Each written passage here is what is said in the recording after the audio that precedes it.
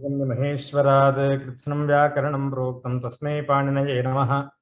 येन धौता गिरः पुंसां विमलैः शब्दवारिभिः तमश्चाज्ञानजं भिन्नं तस्मै पाणिनये नमः। वाक्यकारं वररुचिं भाष्यकारं पतञ्जलिं पाणिनिं सूत्रकारं च प्रणतोऽस्मि मुनित्रयम्। योगेन चित्तस्य पदेन वाचां मलं शरीरस्य च वैद्यकेन योपाकरोत्तं प्रवरं मुनीनां पतञ्जलिं प्राञ्जलिरानतोऽस्मि। वृत्तौ भाष्ये तथा धातुनामपारायणादिषु विप्रकीर्णस्य तन्त्रस्य क्रियते सारसंग्रहः। इष्टुपसंख्यानवती शुद्धगणा विवृतगूढसूत्रार्थ व्युत्पन्नरूपसिद्धिः वृत्तिरियं काशिका नाम। व्याकरणस्य शरीरं परिनिष्ठितशास्त्रकृत्यमेतावत् शिष्टः परिकरबन्धः क्रियते अस्य ग्रन्थकारेण।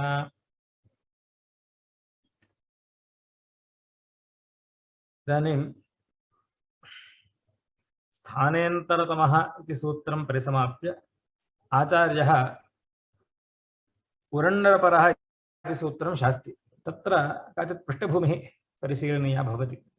का सा चेत् स्थाने प्राप्यमाणाः ये आदेशाः सन्ति ते स्थानिना सदृशतमाः भवन्ति इति भवेयुः इति कृत्वा तत्र स्थानेन्तरतमः सूत्रेण आचार्यः नियमं शास्ति। एवं व्यवस्थापिता वर्तते। इदानीम् एकः ऋवर्णः एकः अस्ति, सः स्वगर्भे रेफसदृशं वर्णं धरति। ऋवर्णः एकः वर्तते अच्, तस्य अवयवभूतः कश्चित् रेफसदृशः वर्णः वर्तते इति शिक्षाकाराः। इदानीं तस्य स्थाने क्वचित् अचोयणिति इत्यादिभिः सूत्रैः वृद्धिः, सार्वधातुकार्धधातुकयोः इति सूत्रेण गुणः, एवं कृत्वा अचां विधानं भवति।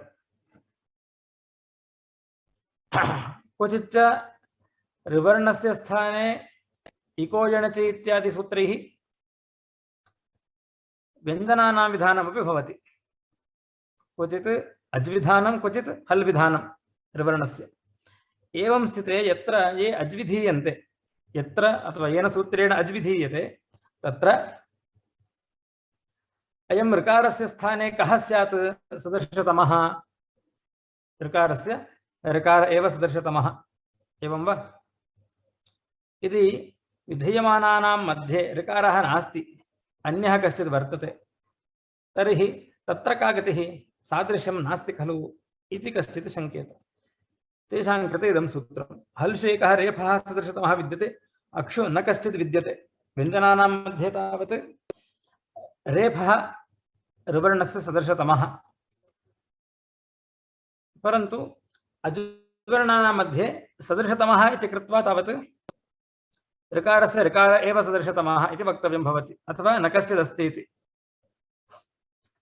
अतः इदं सूत्रम् आरभ्यते। इदं सूत्रं किमर्थम् आरब्धम् इति चेत् ऋकारस्य स्थाने विधीयमानानां मध्ये यदि अज्वर्णाः सन्ति अथवा अण्वर्णाः ये सन्ति ते कथं भवन्ति? स्थानेन्तरतमः सूत्रं यथा प्रवर्तेत इति कृत्वा इदं सूत्रम् आरब्धम्। किं तत् सूत्रम्? उरण्रपरः इति। पदविभागं पश्यामः। उहु इति षष्ठी एकवचनम्, अण् प्रथमा एकवचनं, रपरः प्रथमा एकवचनम्। अत्र किं किम् अथवा रपरः इत्यत्र कः समासः? रः परः यस्मात् सः रपरः इति बहुव्रीहि समासः। अनुवृत्तिः का वर्तते अत्र? षष्ठी स्थाने योग इत्यतः स्थाने इत्यस्य अनुवृत्तिः भवति।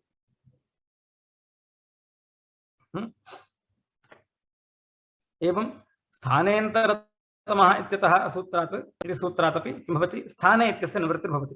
किमर्थम् एतत् स्थाने स्थाने इति स्थानशब्दस्य द्विवारमनुवर्तनं क्रियते इति शङ्का भवेत्। षष्ठी स्थाने योग इति सूत्रादपि स्थाने इति पदं, स्थानेन्तरतमः इति सूत्रादपि पुनः स्थाने इति पदं द्विवारमनुवर्तते, अथवा स्थाने इति पदद्वयम् अनुवर्तते। किमर्थमिदम् इति अग्रे पश्यामः। वृत्तिः का वर्तते? उहुस्थाने अण् प्रसज्यमानः एव रपरो वेदितव्यः इति। उः इत्युक्ते ऋ इत्यस्य षष्ठी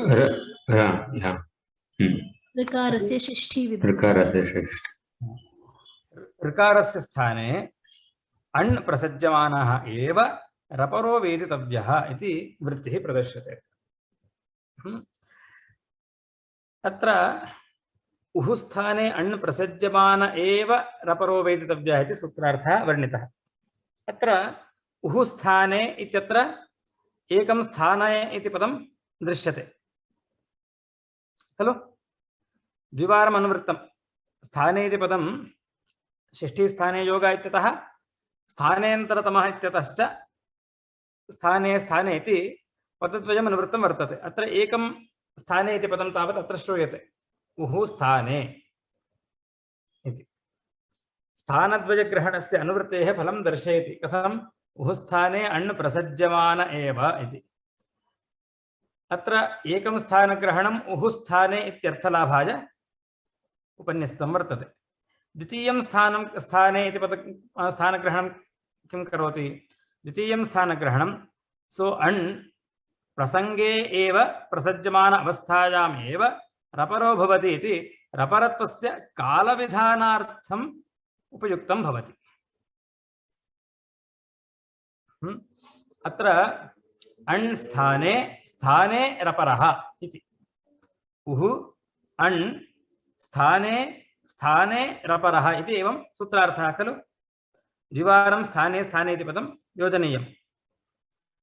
उः स्थाने इति एकः अन्वयः तस्य उकारस्य स्थाने अथवा ऋकारस्य स्थाने इति।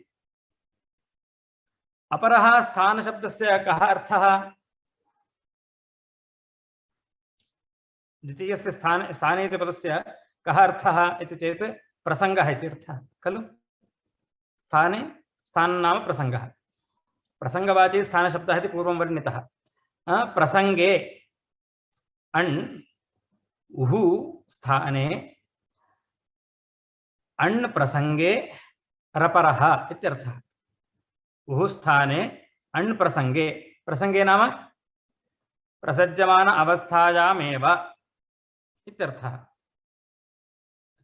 कदा रपरो भवति इत्यर्थं बोधयति स्थाने इति द्वितीयं पदम्। ऋकारस्य स्थाने अण् भवति।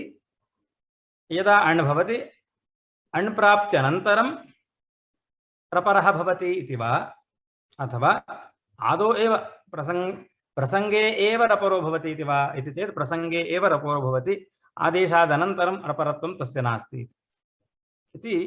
रपरत्वस्य कालविधानार्थं रपरत्वं कदा भवति इति चेत् प्रसज्यमान अवस्थायामेव भवति इति कालबोधनार्थं कालविधानार्थम् अत्र द्वितीयं स्थानग्रहणम् उपयुक्तं वर्तते। अवगतं वा?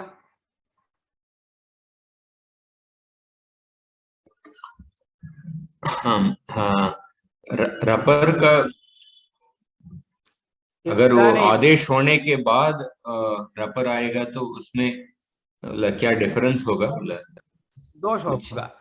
यतः इदानीं पश्यामहे ऋ इत्यस्य स्थाने गुणः भवति इति मन्यामहे। गुणः भवति इति भवति। ऋकारस्य स्थाने गुणो भवति। उदाहरणार्थं कर्ता। कृ इति धातोः त्रिच् प्रत्यये परे गुणः प्राप्नोति। इदानीं गुणः इत्युक्ते के गुणसंज्ञकाः? अकारः, एकारः, ओकारश्च। एवं खलु। अ, इ, ओ इति एते त्रयः गुणसंज्ञकाः वर्णाः। एतेषु एकस्यापि सदृशतमत्वं नास्ति। आन्तर्यं नास्ति ऋकारेण सह खलु। स्थानकृतम् आन्तर्यं नास्ति। कालकृतम् आन्तर्यं तावत् अकारस्य अस्ति इति मन्यामहे। कालकृतम् आन्तर्यं ह्रस्वः, अकारोपि ह्रस्वः। स्थानकृतम् आन्तर्यं तु नास्ति एकस्यापि।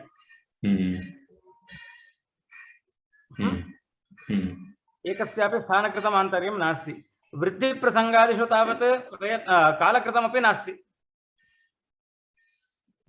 ऋ इत्यस्य यदा वृद्धिर्भवति करणं कारः इति यदा घञ् प्रत्ययं कुर्मः, गुणप्रसङ्गे तावत् अकारः एकः तावत् ह्रस्वः अस्ति इति कारणेन कालकृतमान्तर्यं एकस्य अस्ति अकारस्य। परन्तु वृद्धिप्रसङ्गः यदि भवति, करोति इति कारः अथवा करणं कारः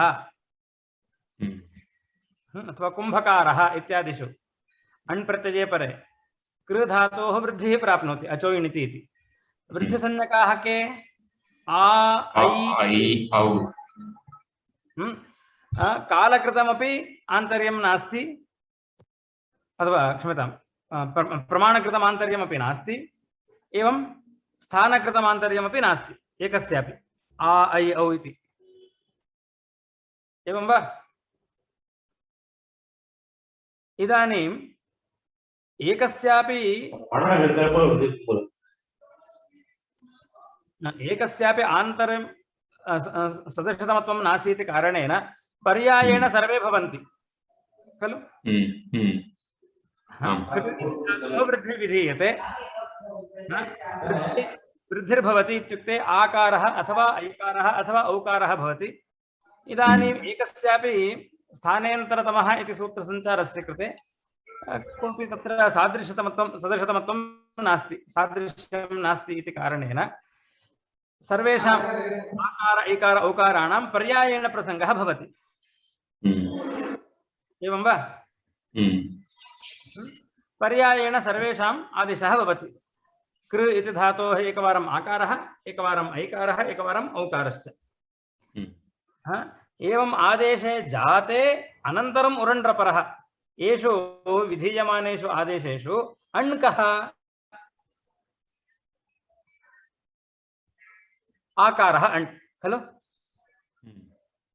ऐकारः अण् अस्ति वा? अण् संज्ञकः अस्ति वा? ऐकारः नास्ति। औकारस्यापि अण्त्वं नास्ति। अण् संज्ञकः केवलः आकारः।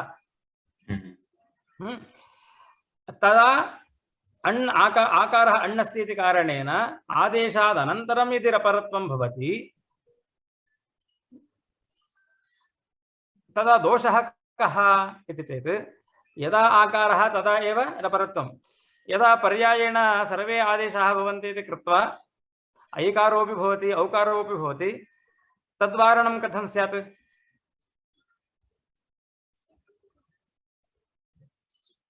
खलु? इदानीं ऋ इति ऋकारस्य पर्यायेण आकार ऐकार औकाराणां सर्वेषां प्रसङ्गः भवति, पर्यायेण भवति। तदा किं भवति? यदा आकारः भवति तदा रपरत्वं भवति।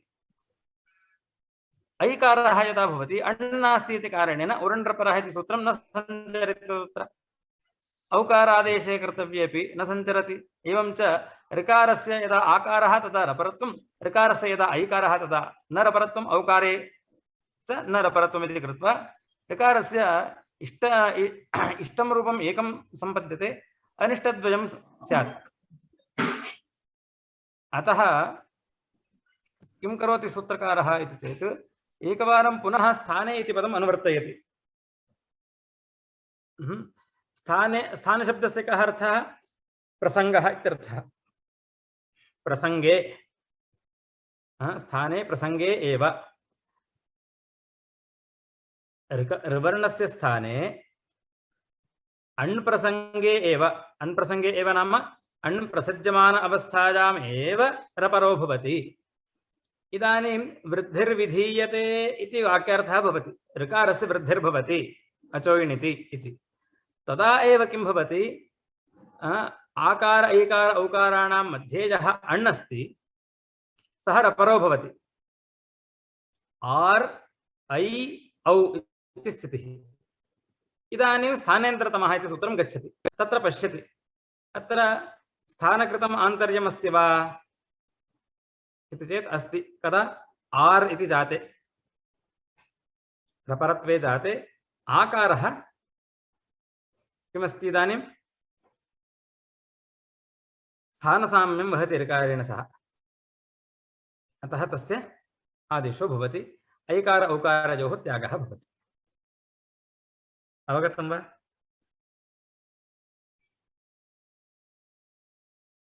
हरि ओम्।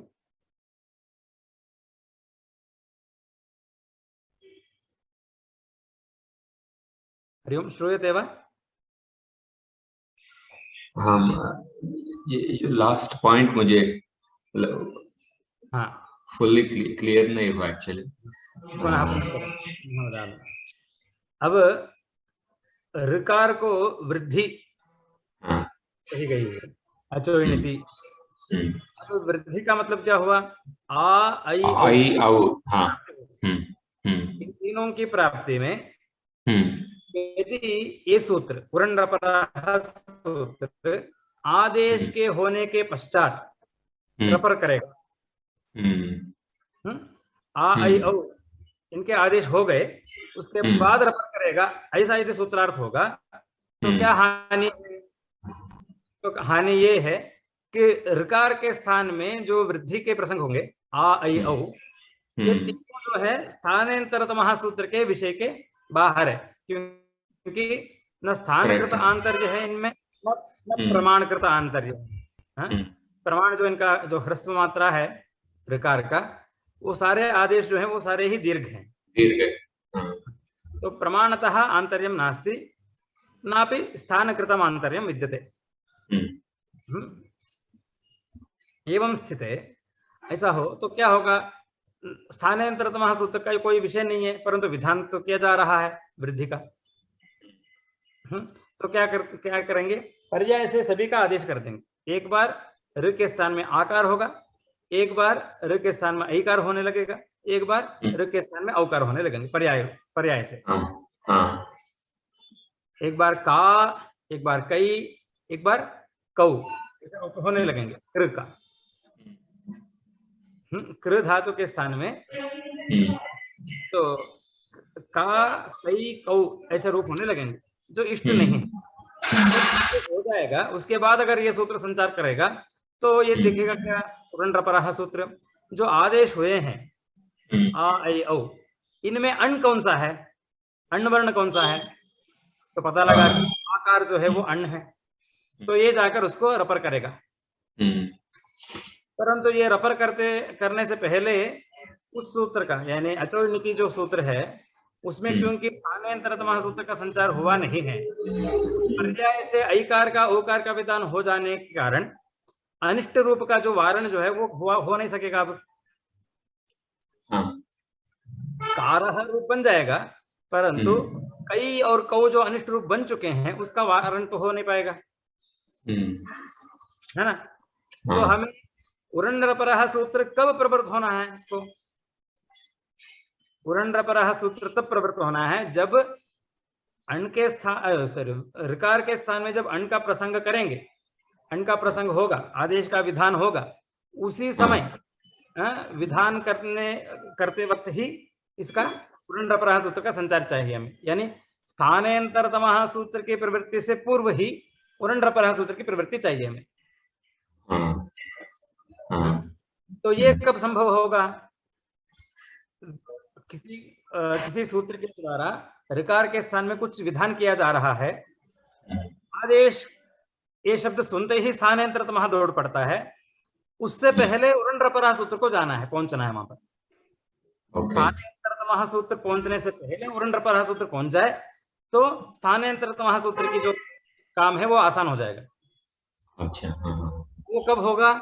जब ये सूत्र पुरंडरपराः सूत्र में 2 बार स्थान शब्द का प्रयोग करेंगे। एक स्थान शब्द का अर्थ होगा उकार वर्ण के स्थान में, और दूसरा जो स्थानीय शब्द का अर्थ होगा प्रसंग में। किसके प्रसंग में? सूत्र में कहा गया अण्, अण् के प्रसंग में। ऋकार के स्थान में अण् के प्रसंग में ही जो है रपर हो जाएंगे अण्।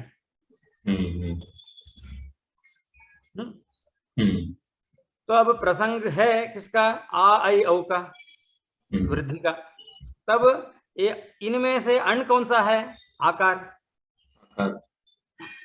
अभी रपर हो जाएगा, यानी वृद्धि ऐसे कहते ही आर हो जाएगा वो। इसके बाद स्थानांतरतमः सूत्र संचार करेगा। ये देखेगा कि इन तीनों में स्थानकृत आंतरिक किसका है, आर का है, आई का है, औ का है, किसका है? तो देखेगा तो आर जो है वो मूर्धा स्थानिक है, कंठ और मूर्धा दोनों है इसमें। स्थानकृत साम्य जो है आर इसका बनता है ऋकर के साथ, तो ऋकर के स्थान ऋवर्ण के स्थान में आर ये आदेश करा दे स्थानांतर। तो ये कब रपर होगा? अण जो है वो प्रसंग अण के स्थान ऋवर्ण के स्थान में जो अण है वो रपर कब होंगे? वो कब, इसका जो समाधान है वो दूसरे स्थान शब्द के अनुवृत्ति से हो। सह अण ऋवर्णस्य स्थाने सह अण प्रसंगे एव रपरो भवति, प्रसंगे एव अवतु स्थाने एव रपरो भवति, अण स्थाने एव रपरो भवति। अण स्थाने नाम अण प्रसंगे, प्रसंगस्य विवरणं प्रसज्यमान अवस्थायामेव। अवगतं वा? अवगतम्। एकं स्थानग्रहणं ऋवर्णस्य स्थाने इति अर्थबोधनार्थं। स्थाने इति ग्रहणं किमर्थं कृतम् इति चेत् अण् प्रसंगे अथवा अण् स्थाने एव रपरो भवति। अण् स्थाने इत्यस्य कः अर्थः? अण् प्रसंगे। अण् प्रसंगे इत्यस्यापि कः अर्थः? प्रसज्यमान अवस्थायामेव इति अर्थः। एतेन स्थानेन्तरतमः सूत्रस्य प्रवृत्तेः पूर्वमेव एतत् सूत्रं प्रवृत्तं भवति इति ज्ञापितम्। इत्युक्ते कालबोधनं कृतं भवति। कदा कदा रपरो भवति? स्थानेन्तरतमः इत्यस्य सूत्रस्य सञ्चारस्य अनन्तरं भवति वा अथवा तस्मात् पूर्वं भवति वा इति चेत् तस्मात् पूर्वं। स्थानेन्तरतमः सूत्रस्य सञ्चारात् पूर्वमेव उरण्डरपरः सूत्रं सञ्चरति। तेन स्थाने प्रसिज्यमानानां प्राप्यमाणानां सदृशतमः आदेशो भवति इति स्थानेन्तरतमः सूत्रस्य सञ्चारः सुलभः भवति। इदानीं उरण्डरपरः इत्यस्य सूत्रस्य सञ्चारः स्थानेन्तरतमः सूत्रसञ्चारात् पूर्वं जातः इति कृत्वा तत्र निर्धारणं निर्धारणे सौकर्यं भवति। इदानीं अवगतं वा?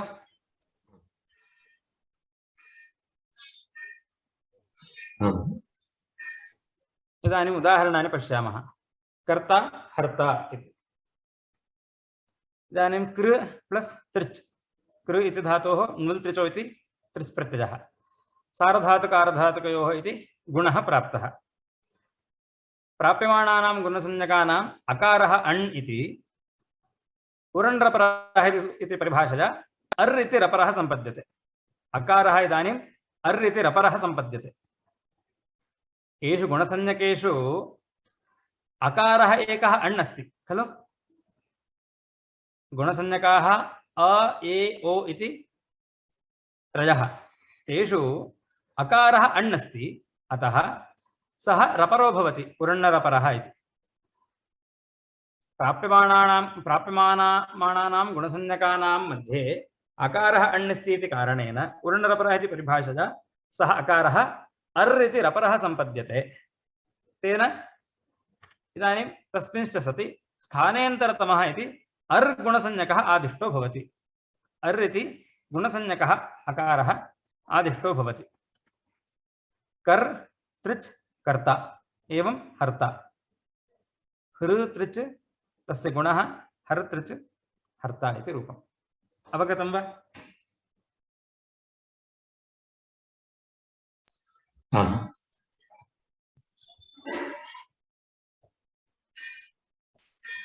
गिरति गिरति। इदानीम् अत्र कः धातुः? कृ विक्षेपे इति तुदादिः। तस्य स्थाने तस्य अनन्तरं लट् इति प्रत्ययः वर्तमानकालिकः। अयं तुदादिगणपठितः कृ विक्षेपे इति धातुः। अतः तुदादिभ्यः शः इति श इति प्रत्ययः। कृशति। इदानीं शकारे परे कृ इति धातोः गुणः भवति वा? न भवति। कुतः? सार्वधातुकम् अपित् किङ् इति च किञ्चित् सार्वधातुकं भवति सार्वधातुकम् अपित् सार्वधातुकम् अपित् इति सूत्रेण अपित्वात् नित्वं भवति, निति परे गुणो न भवति। गुणः नास्ति, इदानीं किं जायते? ऋत इद्धातोः ऋत इद्धातोः ये गुणाभावात् शकारे परे गुणो न भवति इति कारणेन ऋत इद्धातोः इति सूत्रेण इत्वं प्राप्नोति। ऋकारः इदानीं तालुस्थानिकः, ऋकारस्तावत् मूर्धास्थानिकः खलु। इदानीं मूर्धास्थानिकस्य ऋकारस्य यः अण् प्राप्तिः भवति ऋत इद्धातोः इति सूत्रेण इकारः, सः किं भवति इदानीं उरण्णरपरः। अयम् इकारः अण् संज्ञकः, सः रपरो भवति। वर्णस्य स्थाने प्रसज्यमानः अण् सः रपरो भवति इति रपरता जायते इकारस्य। तेन किर् अति किरति इति रूपम्। अवगतं वा? एवं गृ निगरणे इति धातुः, तस्य गिरति इति रूपम्।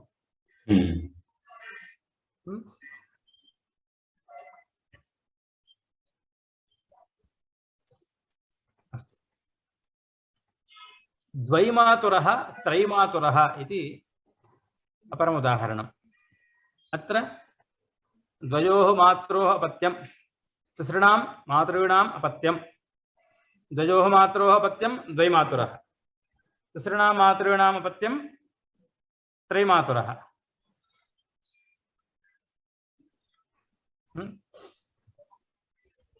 द्वैमातुरः कः भवति?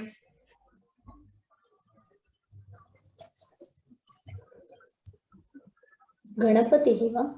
गणपतिः अपि भवति, कोकिलः अपि भवितुं शक्यते।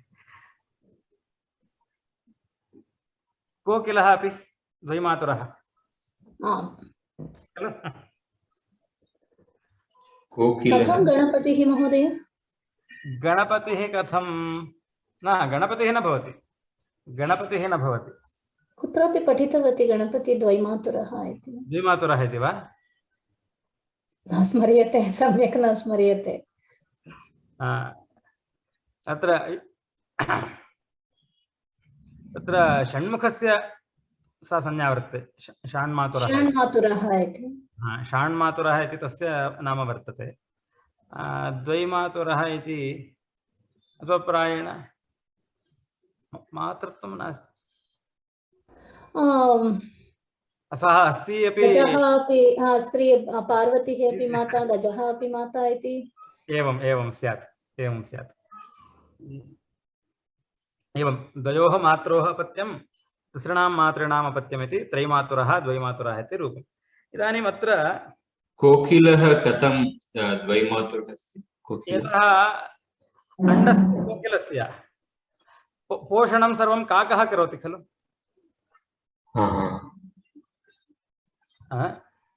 तस्य गृहं नास्ति तस्य। सः किं करोति कोकिलः?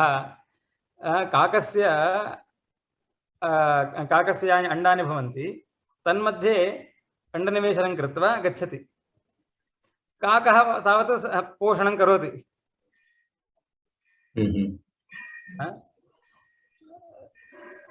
काकेन पुष्टः कोकिलः द्वैमातुरः जायते। एकः तावत्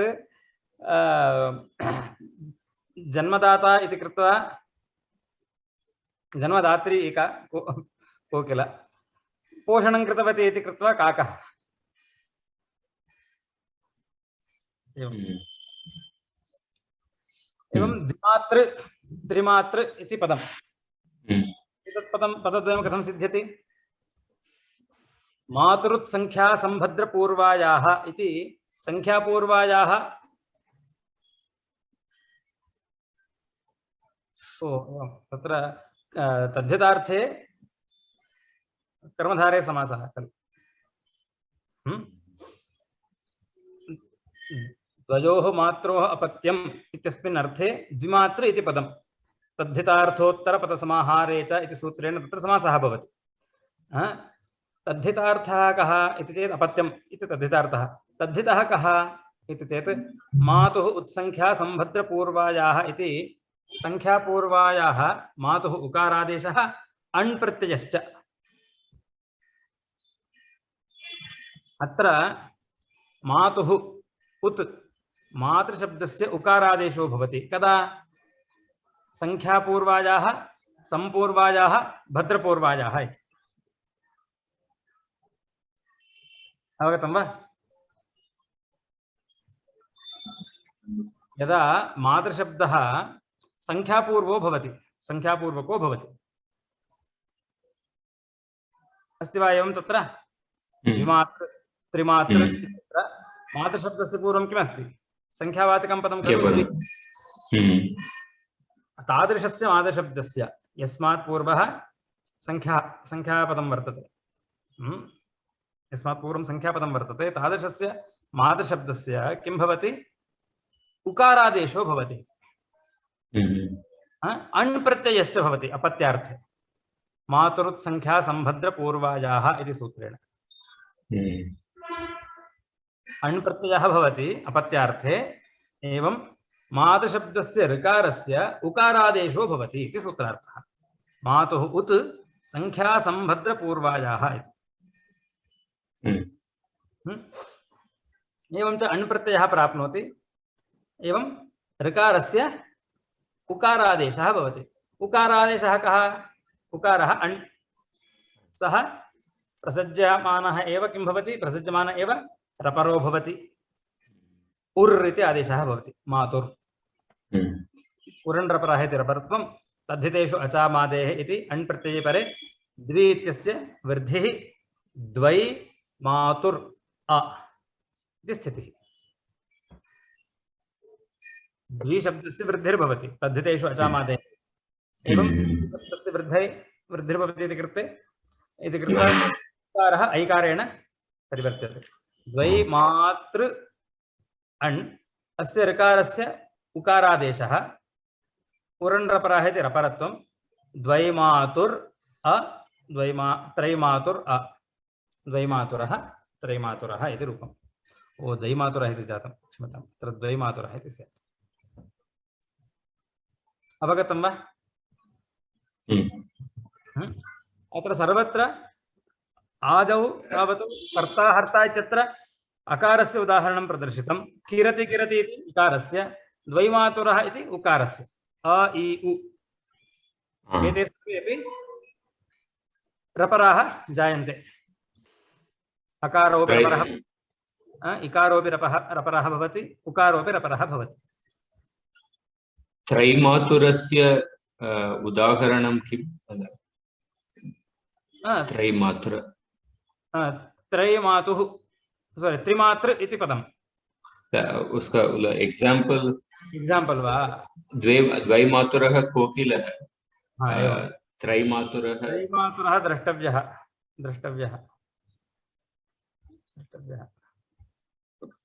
न चिन्तितम्, अथवा मरकोशे क्वचित् स्यात् त्रैमातुरः कः? कृष्णः अपि द्वैमातुरः किल? द्वैमातुरः कृष्णः, सत्यं सत्यं सत्यं, कृष्णः द्वैमातुरः।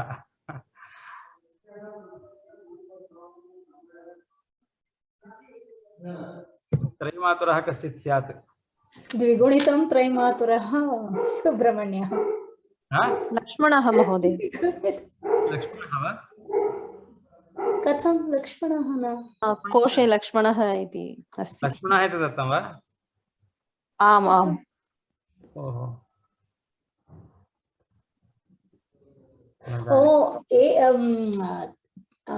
हविषः भागं कौसल्या कैकेयी अर्धभागं सुमित्राय दत्तवत्यः किल?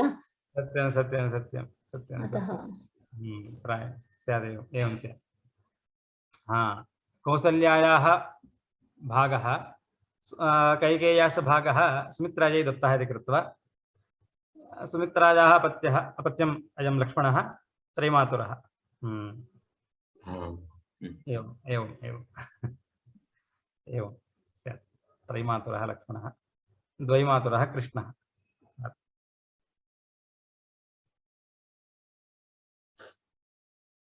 अस्तु अवगतं वा? आम् अवगतम्।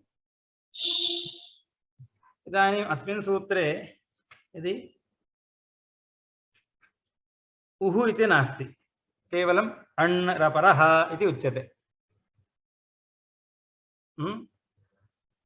उरिति किम् इति अस्मिन् सूत्रे यदि उः इति नास्ति, केवलम् अण् रपरः इति भवति, तदा यत्र यत्र अण् विधानं भवति तत्र सर्वत्र स अण् रपरो भवति इति सूत्रार्थः स्यात्। एवं वा?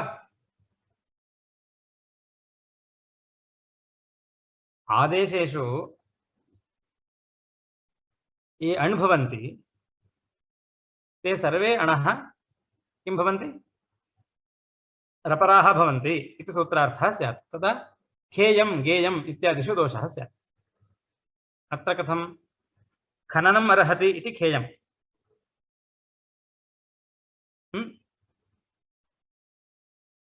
खन इति धातोः क्यप् इति प्रत्ययो भवति।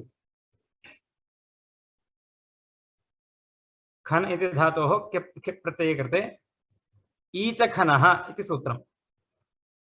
ईचखनः इति सूत्रम्। कुत्र अस्ति इदं सूत्रम्? तृतीयाध्यायस्य प्रथमपादे वर्तते। प्रथमपादे कृदन्तसूत्राणि। हा, कृत्यप्रकरणे।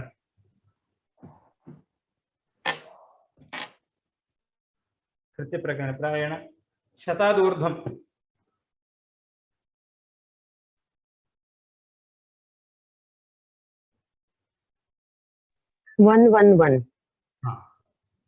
लब्धं वा? तत्र वदस्सुपि क्यप् च इति सूत्रात् क्यप् इति अनुवर्तते।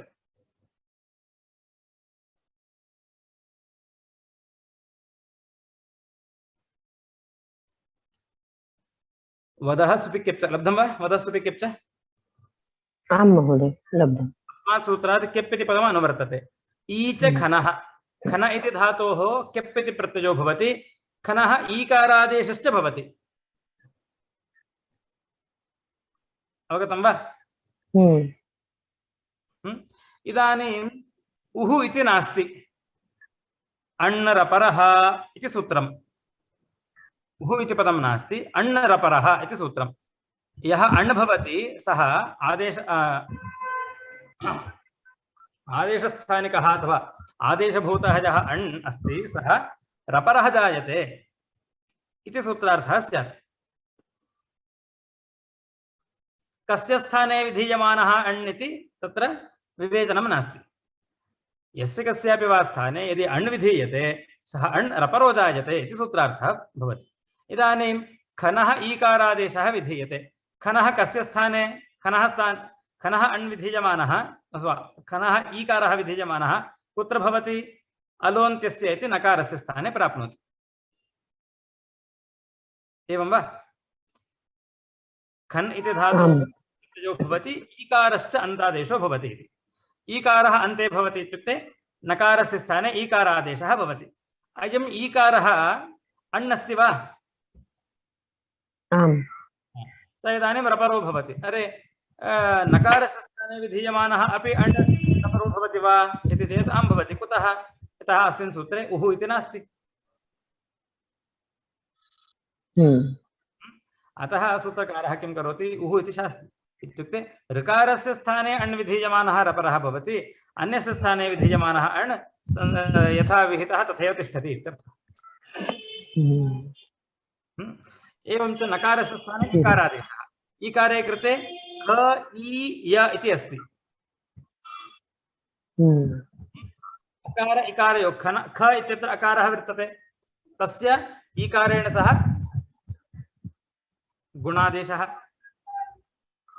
आद्गुणः इति खेयम्। ख ई य इति अस्ति। अकार इकारयोः मध्ये गुणादेशः खेयम्। अवगतं वा? आम्। खननम् अर्हति खेयम्, गानम् अर्हति गेयम्। अत्र किं भवति? गा इति धातुः अचो यत् इति यत् अजन्तात् धातोः यत् इति प्रत्ययः भवति अचोयत्। तदनन्तरम् अचोयत् इति कृते ईद्यति इति एकं सूत्रं वर्तते। ईकारादेशो भवति यति प्रत्यये परतः, यति परतः। यत् अस्ति वा अत्र अस्मिन् यति परतः आकारस्य ईकारादेशो भवति इति सूत्रम्। ईत् यति ईद्यति इति। यति परे आकारस्य ईकारादेशो भवति। इदानीम् आकारः अण् अस्ति, सारी क्षम्यताम्, आकारः ऋकारः नास्ति खलु, आकारस्य ईकारादेशः विधीयते। अयम् ईकारः अण् अस्ति। यदि अस्मिन् सूत्रे उः इति न स्यात् तदा अत्रापि रपरत्वं जायेत, ईर् इति स्यात्।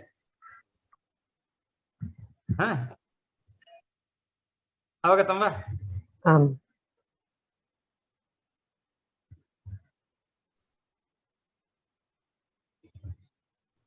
ईद्यति ईकारे कृते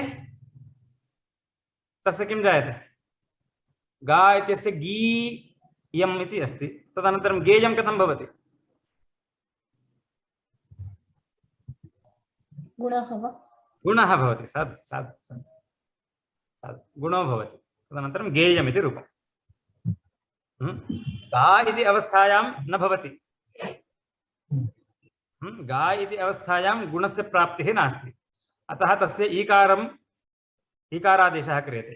ईकारे कृते तस्य ईकारस्य पुनः गुणो भवति, गेयम् इति रूपं भवति। अवगतं वा? आम्।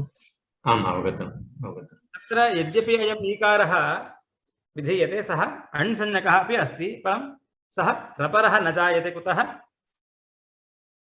उः इति स्थाननिर्देशः अस्ति। अस्यैव स्थाने विधीयमानः अण् रपरो भवति। इत्युक्ते रकारस्य स्थाने विधीयमानः अण् एव रपरः भवति, अन्यस्य स्थाने विधीयमानः अण् रपरः न जायते।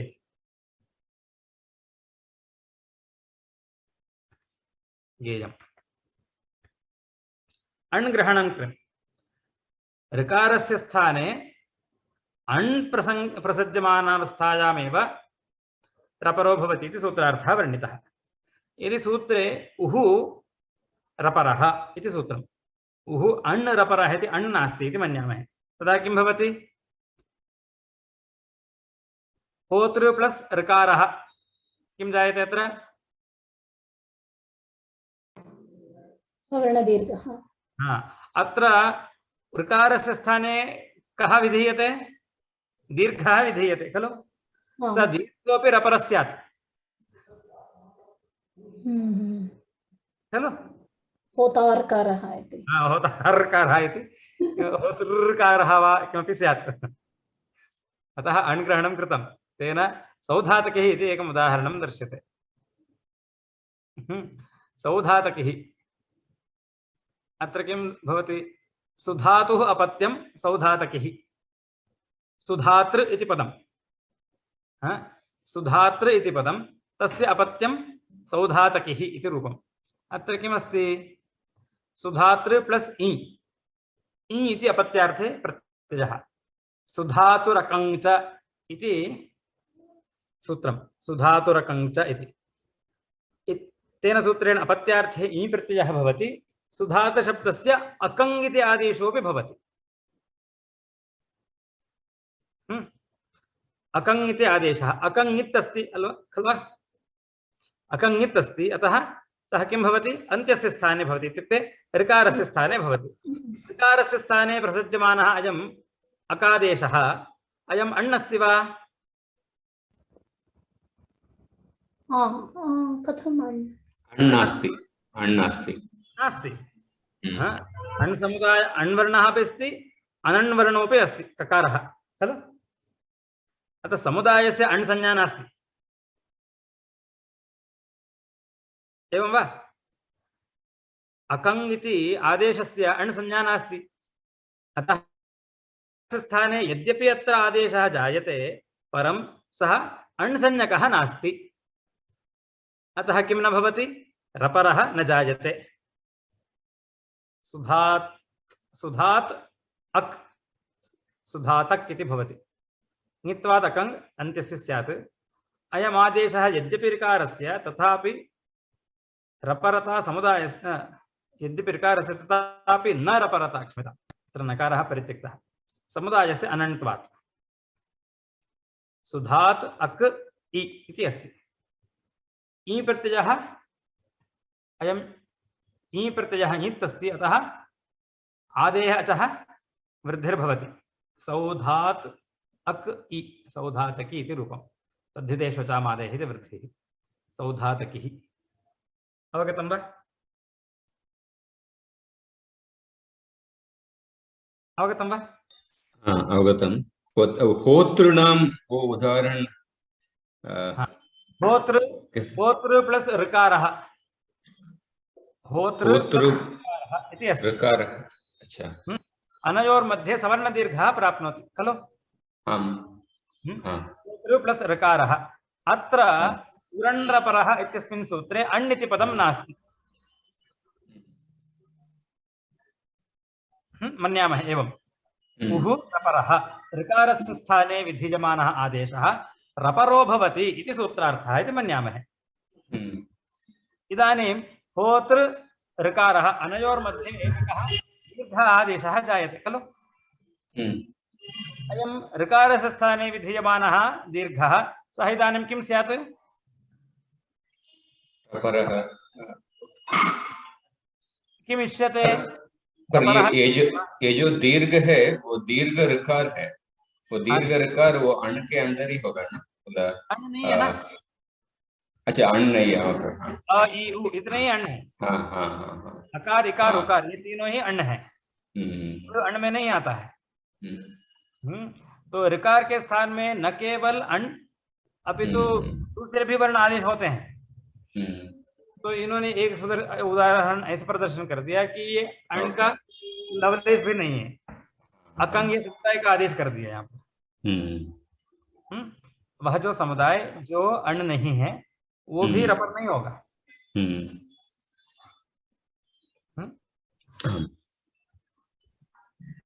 होतृकारः इत्यत्रापि रपरः न भवति सौधातकिः इत्यत्रापि रपरः न भवति सुधातृ शब्दात् अयि प्रत्ययः भवति सुधातुरकं च इति अकङ्गादेशः यद्यपि ऋकारस्य एव भवति सः अकङ्गादेशः अण् नास्ति इति कारणेन तस्य रपरत्वं न भवति अकङ्गादेशस्य रपरत्वं न भवति अवगतं वा अवगतम् अवगतम् अत्र पुरण्रपरः इति सूत्रं परिसमाप्तं भवति अवगतं वा पुरण्रपरः अत्र स्थाने इति द्विवारम् अनुवृत्तं वर्तते तस्य एकस्य अर्थः उकारस्य ऋवर्णस्य स्थाने इति उः स्थाने इति अपरस्य स्थाने इति शब्दस्य कः अर्थः अण् प्रसंग अण् प्राप्तिवेलायामेव इत्यर्थः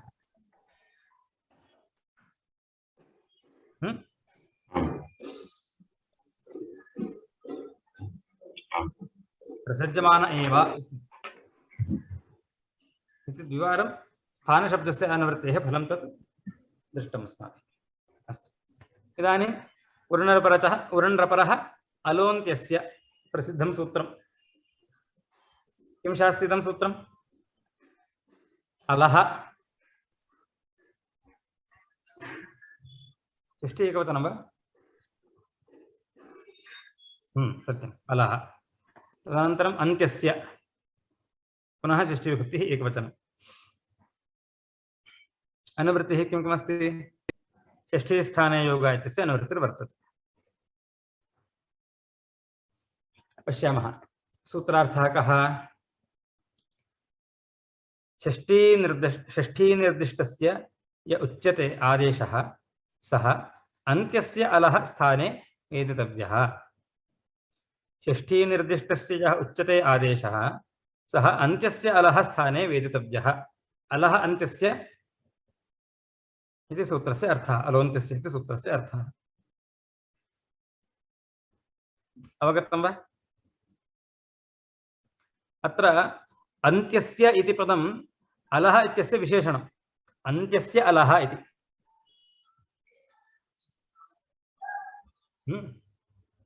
तदेव दर्शयति अत्र अन्त्यस्य अलः स्थाने वेदितव्यः इति।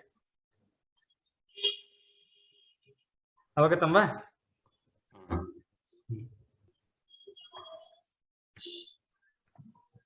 पञ्चकोणिः इति उदाहरणं। पञ्चकोणिः इत्यत्र को अर्थः पञ्चकोणि इत्यस्य? पञ्चगावः इति वा? न न न, गोणी नाम परिमाणविशेषः। अहं तु महाभाष्य गोणी गोधा। एवमेवं गोणी न गोणी इति गोणी शब्दस्य परिमाणविशेषः। खारी द्रोणः इति उच्यते खलु, तादृशः कश्चित् परिमाणविशेषः गोणी इति। पञ्चभिः गोणीभिः क्रीतः कश्चित् पदार्थः पञ्चभिः गोणीभिः क्रीतः, सः पञ्चगोणिः इति उच्यते। अत्र तेन क्रीतम् इत्यस्मिन् अर्थे तद्धितार्थोत्तरपदसमाहारे च इति सूत्रेण पञ्चगोणी शब्दस्य समासः भवति, तत्पुरुषसमासः। तद्धितार्थोत्तरपदसमाहारे च इति सूत्रेण क्रीतार्थे समासः जायते। तदनन्तरं पञ्चगोणी इति पदम् अस्ति वा एवम्? इदानीं तद्धितार्थोत्तरपदसमाहारे च इति सूत्रेण समासे जाते ठक् इति प्रत्ययः भवति, प्राग्वहते ठक्। तत्र पञ्चमाध्यायस्य प्रथमपादं पश्यन्तु कृपया, अष्टाध्यायीम् उद्घाट्य। पञ्चमाध्यायस्य प्रथमपादस्य इदं सूत्रं प्राग्वहतेः ठक् इति प्रारम्भे एव वर्तते, बहु दूरं गन्तव्यमिति नास्ति। 18th 18th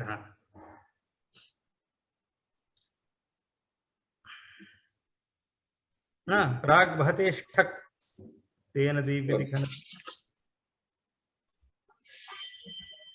तत्र नास्ति। भगवते ठै ठै अस्ति तत्र अन्यत् सूत्रम्।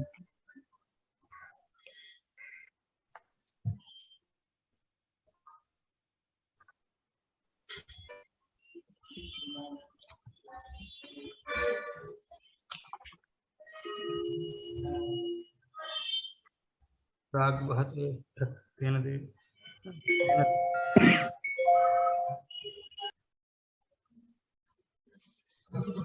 दीप्यति खनति इति जितं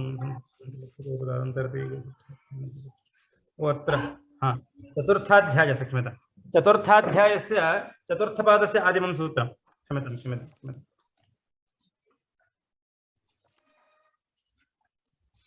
लब्धं वा? चतुर्थाध्यायस्य चतुर्थपादस्य आदिमं सूत्रं 441 लब्धं वा?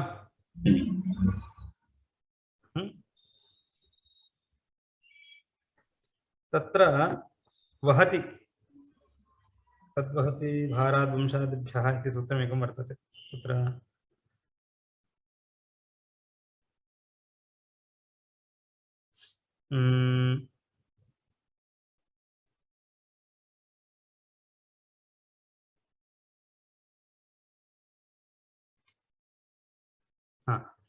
तद्धरति वहति आवहति भाराद् वंशादिभ्यः इति एकं सूत्रं।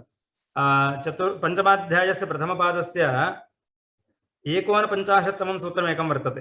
तद्धरति वहति आवहति भारात् वंशादिभ्यः इति सूत्रं लब्धं वा?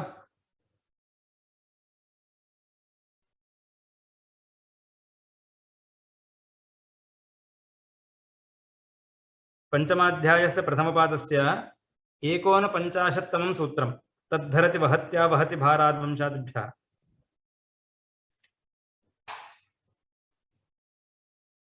लब्धं वा?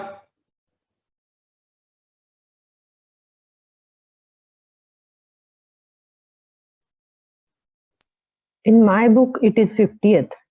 50 5150 एकं सूत्रं वर्तते। 50 भागाद्यच्च।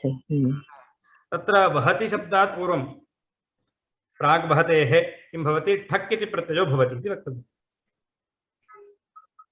चतुर्थाध्यायस्य चतुर्थपादस्य आदिमं सूत्रं तत् कियत्पर्यन्तं गच्छति इति चेत् पञ्चमाध्यायस्य प्रथमपादस्य 50तम सूत्रपर्यन्तं गच्छति।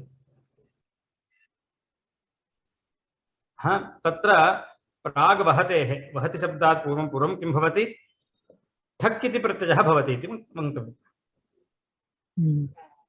अवगतं वा? तत्र अर्थः मध्ये वर्तते तेन क्रीतं क्रीतार्थे ठक् इति प्रत्ययो भवति। अस्य ठक् प्रत्ययस्य अध्यर्थपूर्वद्विगोर्लुकसंज्ञायाम् इति सूत्रेण लुक् अपि भवति। अत्रैव पञ्चमाध्यायस्य प्रथमपादस्य 39तमं सूत्रम् अथवा 820तमं सूत्रम्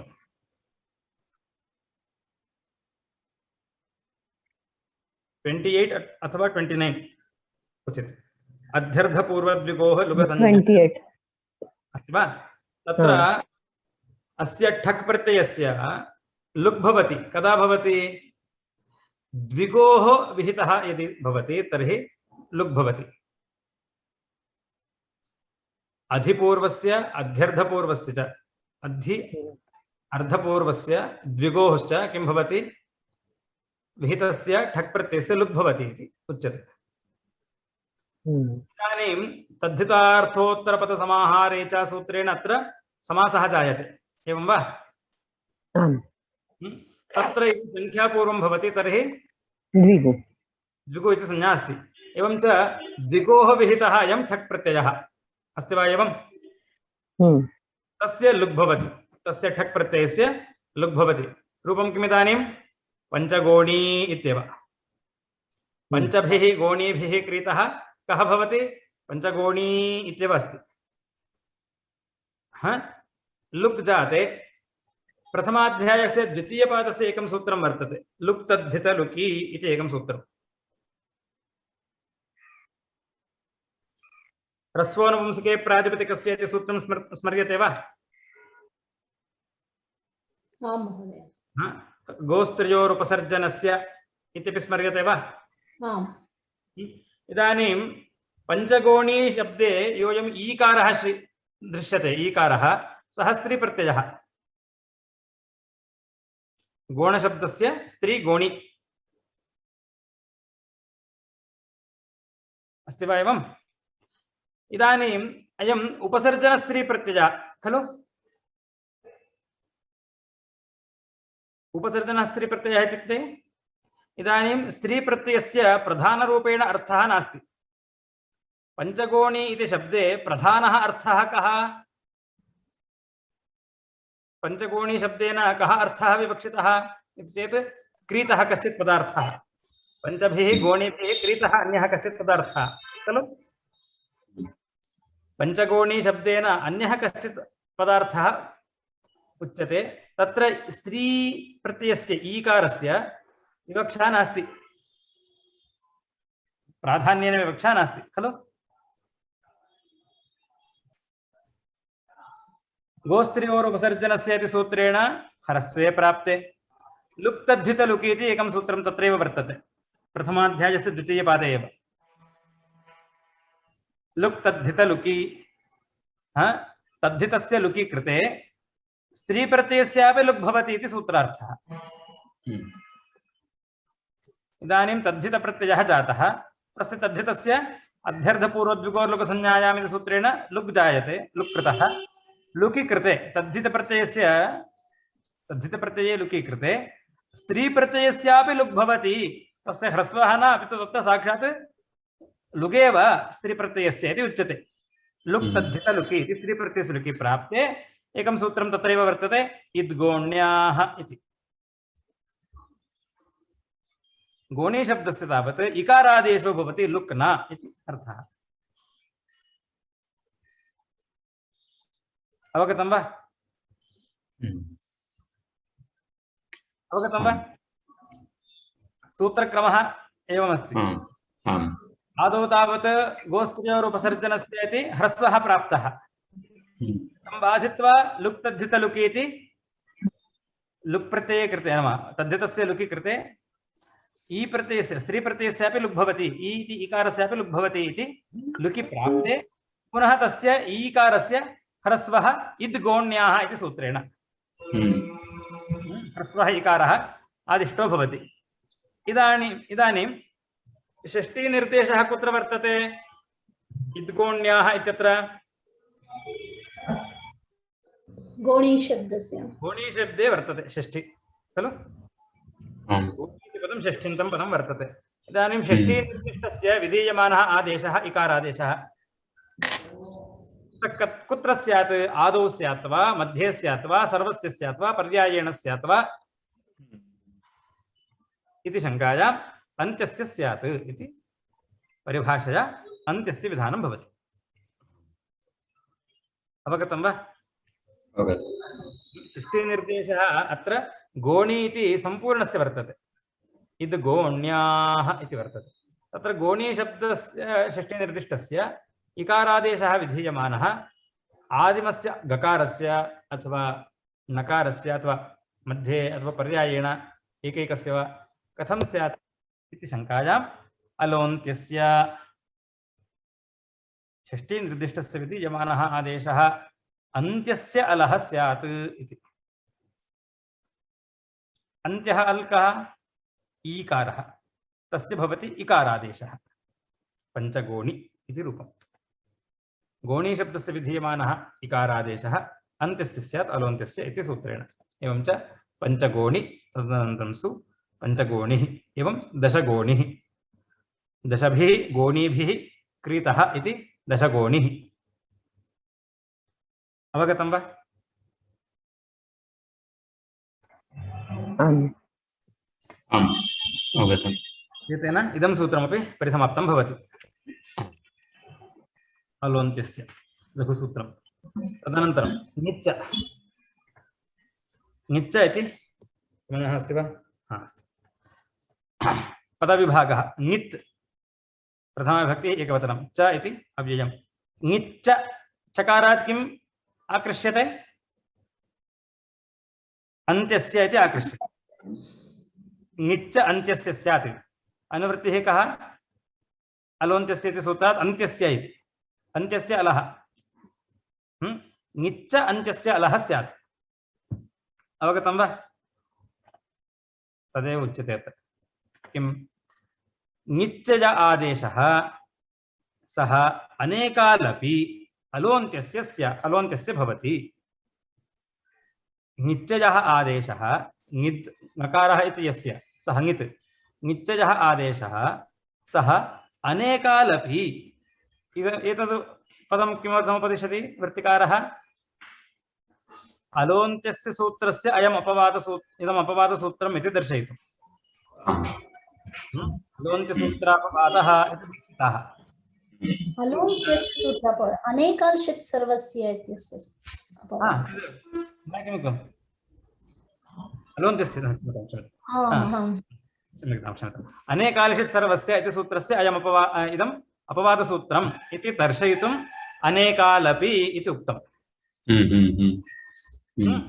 नित्यज आदेशः सो अनेकालपि अलोन्त्यस्य भवति। अनेकाल् अपि। अपि इत्यत्र अपि शब्देन किमुच्यते? एकालपि अनेकालपि उभयम्।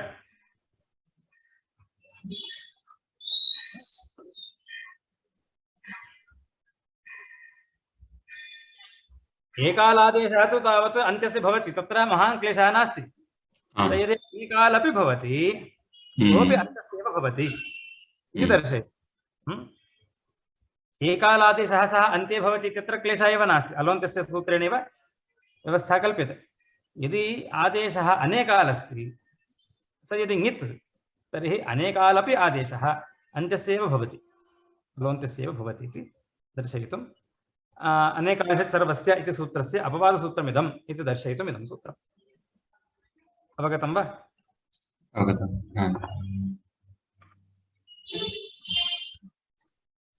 उदाहरणानि। होता पोतारौ इति एकं, माता पितरौ इति अपरम्। होता पोतारौ इति पश्यामः। होतृपोतृशब्दयोः मातृपितृशब्दयोश्च द्वन्द्वः। होता च पोता च इति होता पोतारौ। होतृ पोतृ शब्द अनयोः द्वन्द्वः द्वन्द्वे कृते द्विवचनम् औ होतृ पोतृ औ इदानीं किं भवति षष्ठाध्याय पोत्र किं महोदय हा? पोत्र इत्युक्ते किं पोतृ इत्यस्य वा यः हवनं करोति सः पोतृ हवनं करोति हा शुद्धिं करोति सः ओ पुनाति हा पुनाति होतृ एवं पोतृ अनयोर्द्वन्द्वे कृते होतृ पोतृ प्लस औ एवं स्थिते किं भवति आनङ्कृतो द्वन्द्वे इति उत्तरपदे परे ऋकारान्तस्य पूर्वपदस्य आनङ्गादेशो भवति यद्यपि आनङ्गादेशः अनेकात् तथापि ङिच्च इति अन्त्यस्य एव भवति इदं सूत्रं कुत्र अस्ति कृपया पश्यन्तु षष्ठाध्यायस्य तृतीयपादे इदं सूत्रं वर्तते आनङ्कृतो द्वन्द्वे इति आनङ्कृतो द्वन्द्वे इति सूत्रं षष्ठाध्यायस्य तृतीये पादे वर्तते अलगुत्तरपदे पञ्चम्यास्तोकादिभ्यः इत्यनुवृत्य आनङ्कृतो द्वन्द्वे इति सूत्रम्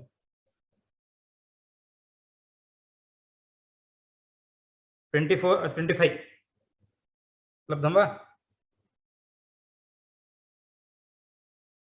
25 6325 आनङ्कृतो द्वन्द्वे तत्र उत्तरपदे इति अनुवर्तते प्रथमं सूत्रम् अलुगुत्तरपदे तस्मात् सूत्रात् उत्तरपदे इति अनुवर्तते इदानीम् आनङ् ऋतः द्वन्द्वे द्वन्द्वे समासे उत्तरपदे परतः ऋतः उत्तरपदं नाम पोतृ एवं वा पोतृ इति उत्तरपदं तस्मिन् परतः ऋकारान्तस्य होतृ इति ऋकारान्तस्य किं भवति द्वन्द्वे समासे आनङ् इति आदेशः भवति अवगतं वा ऋकारस्य आनङ्गादेशः भवति आनङ्गादेशः कुत्र स्यात् आनङ् सर्वादेशः प्राप्नोति कुतः अनेकाल्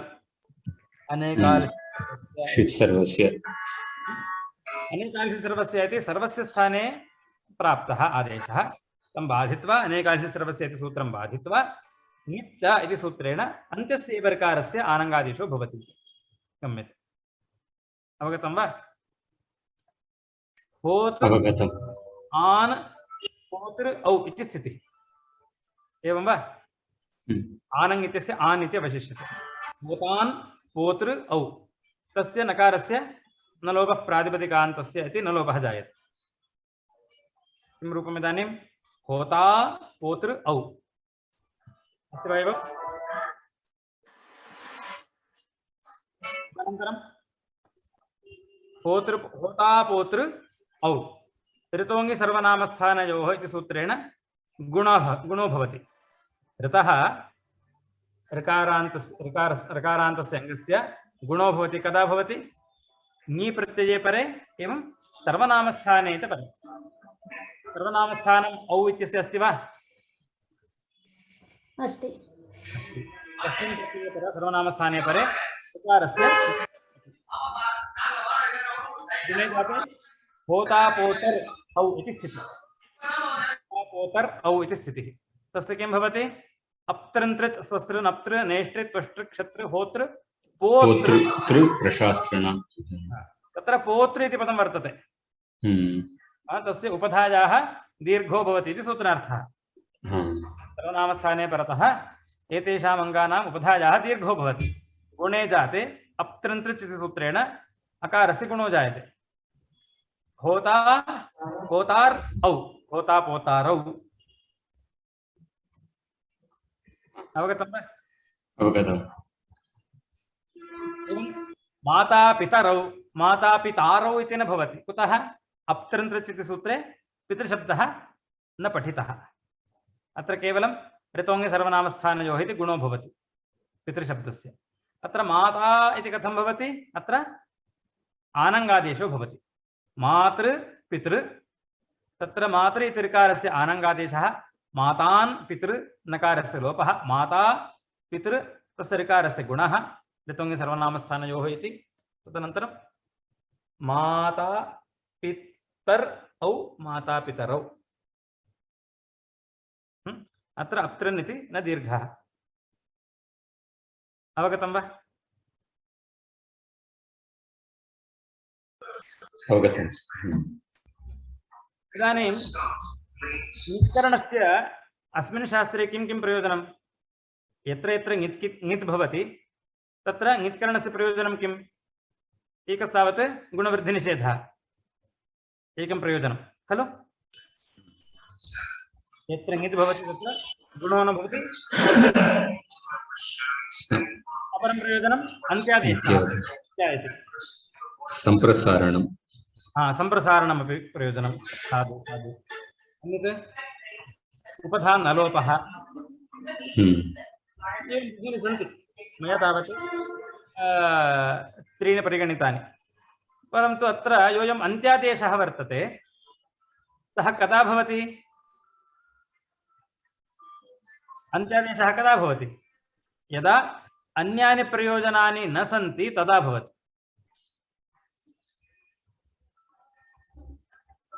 ङित्करणस्य अन्यानि प्रयोजनानि यदा न भवन्ति तदा अन्त्यादेशो भवति।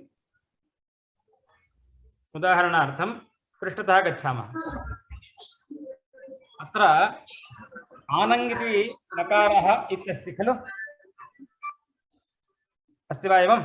आनङ् ङित्करणस्य गुणनिषेधः प्रयोजनमस्ति वा?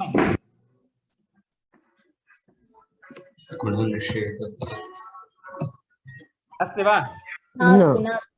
गोत्र इति ऋकारस्य आनङ्गादेशः क्रियते। अत्र ङकारस्य इत्करणस्य अस्मिन् प्रसङ्गे गुणनिषेधः वृद्धिनिषेधः प्रयोजनमस्ति वा? प्राप्तिः अस्ति वा? उपधानलोपः प्रयोजनमस्ति वा? प्रयोजनं नास्ति ङकारस्य इत्करणस्य। ङिच्च इति सूत्रसञ्चारमेव प्रयोजनम्। अवगतं वा? प्रयोजनम् प्रयोजनम् एकमपि नास्ति ङकारस्य इत्करणस्य, तथापि उच्यते। तदपि अनेकालिष सर्वस्य इति सूत्रेण बाध्यते खलु।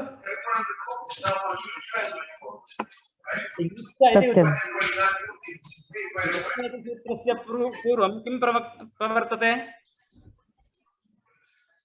अनेकालिष।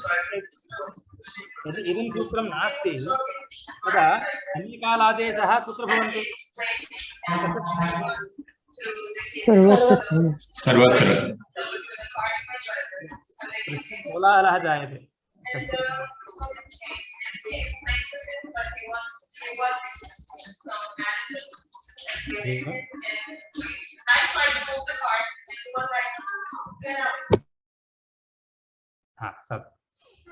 तत्र ङित्करणस्य इदं प्रयोजनं यत् अन्त्यस्यैव स्यात्, अन्यत् किमपि प्रयोजनं नास्ति अत्र। इदम् एकं प्रयोजनं खलु ङित्करणस्य, अन्यत् किमपि प्रयोजनम् अत्र नास्ति आनङ् इत्यादिषु। इत्युक्ते ङित्करणस्य यदि अन्यत् प्रयोजनं वर्तते तर्हि ङिच्च इति सूत्रं न प्रवर्तते इत्यर्थः। पश्यामः। ङित्करणस्य एतद् प्रयोजनत्रयम् अथवा इतोपि सन्ति सम्प्रसारणादीनि प्रयोजनानि सन्ति। इदानीम् अपवादता कदा भवति? अलोन्त्यसूत्रापवादः, सारी क्षम्यताम्, अनेकालिष सर्वस्य इति अपवादः इत्युक्तं खलु। ङिच्च इति अन्त्यस्य स्यात्। किमर्थम् इदमुक्तम्? अनेकालिष सर्वस्य इति सूत्रं बाधते, तमपि बाधित्वा ङिदादेशः अन्त्यस्यैव स्यात् इति अनेकालिष सर्वस्य इति सूत्रं बाधितुम् इदं सूत्रम् आरब्धं खलु। इत्युक्ते अनेकालिष सर्वस्य इति सूत्रस्य इदं सूत्रम् अपवादसूत्रम् इति। अपवादता कदा भवति? अपवादः कदा भवति? यदा सः निरवकाशो भवति। अवकाशः कश्चित् न भवति तर्हि निरवकाशः सन् अपवादो भवति। ङिच्च इति सूत्रं वर्तते, अनेकालिष सर्वस्य इति सूत्रमपि वर्तते। अनेकालादेशः सर्वस्य स्थाने भवन्ति इति कृत्वा सर्वत्र अनेकाल्श सर्वस्य इति सूत्रमेव प्रवर्तते चेत् आनङ् इति ङित्करणस्य किमपि प्रयोजनमस्ति वा? नास्ति खलु? न। अवकाशः तस्य गुणनिषेधेपि अवकाशः नास्ति, वृद्धिनिषेधेपि अवकाशः नास्ति, सम्प्रसारणविधानेपि तस्य अवकाशः नास्ति आनङ् इत्यस्य। ङित् इति सूत्रं सञ्चरणीयम् अन्त्यस्य स्थाने भवति इति तदपि अनेकाल्श सर्वस्य इति सूत्रेण बाध्यते इति चेत् तदा किं प्रयोजनं ङकारस्य ङित्करणस्य? किमपि प्रयोजनं नास्ति। अवकाशः तस्य एकोऽपि नास्ति, इत्युक्ते निरवकाशः जातः खलु? निरवकाशः केन जातः? बाधकेन बाधितः अतः खलु? बाधकः कश्चित् अस्ति, अनेकाल्षित् सर्वस्य इति बाधकः कश्चित् वर्तते, सर्वत्र सः प्रवर्तते। अनेकालादेशः सर्वस्य स्थाने भवेत् इति कृत्वा संयोगः तत्र सर्वत्र प्रवर्तते। एवं बाधकेन बाधितः तेन निरवकाशः सन् किं भवति? अपवादो जायते ङिच्च। अवगतं वा? बाधक बाधित not understood. बाधकेन बाधितः बाधकबाधितः। बाधकः कः? अनेकाल्षित् सर्वस्य इति बाधकः। अपवादस्य अपवादः इति। कस्य बाधकः अयं? ङिच्च इत्यस्य बाधकः खलु? तेन बाधकेन अनेकाल्षित् सर्वस्य इति बाधकेन बाधितः अयं ङिच्च इति सूत्रम्। सर्वत्र अनेकाल्षित् सर्वस्य इति सूत्रं प्रवर्तते। सर्वत्र अनेकाल्षित् सर्वस्य इति सूत्रं प्रवर्तते तर्हि ङिच्च इत्यस्य अवकाशः अस्ति वा? नास्ति। अतः बाधकेन बाधितः निरवकाशो जायते। निरवकाशः यदि भवति तर्हि अयं सर्वबाधको भवति इदानीम् अनिङिच् ङिच्च इति सूत्रम्। अतः अपवादो जायते। अरे माम् आह्वयन्ति परन्तु अवकाशः न दीयते मह्यम्, अहं सर्वान् बाधयति कृत्वा अपवादो जायते। कः? ङिच्च इति योगः। अवगतं वा? अपवादः तदा भवति यदा तस्य अवकाशः नास्ति। निरवकाशः कदा जायते? यदा बाधकेन बाधितो भवति। बाधकेन बाधितस्सन् निरवकाशता जायते। निरवकाशतायां सत्याम् अपवादत्वं जायते। एवं च यदि अत्र पश्यामः ङिच्च इति अपवादसूत्रमिति उच्यते। ङिच्च इति अपवादयोगः। ङिच्च इति अपवादः कस्य? अनेकाल्षित् सर्वस्य। अपवादः कदा भवति? यदा ङिच्च इति सूत्रं निरवकाशं भवति। ङिच्च इत्यत्र ङित्करणं यदस्ति तद् निरवकाशं, कुत्रापि ङित्करणस्य प्रयोजनं नास्ति इति यदा भवति तदा ङिच्च इति सूत्रं निरवकाशं भवति खलु?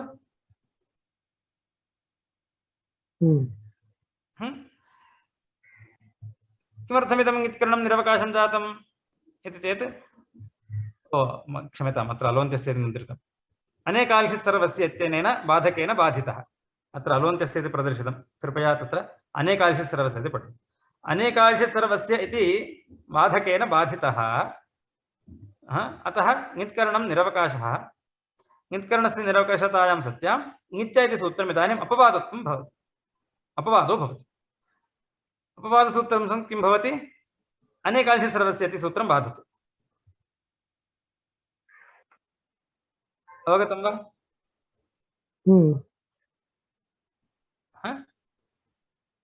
इत्युक्ते अपवादः तदा भवति यदा निरवकाशः भवति। इदं तावत् प्रथमो हेतुः, मुख्यः हेतुः। अपवादता सूत्रस्य तदा भवति यदा सूत्रः वा अथवा सूत्रं वा सूत्रांशो वा निरवकाशः स्यात्। सूत्रांशः इति न, सूत्रमेव निरवकाशं स्यात्। सूत्रं यदा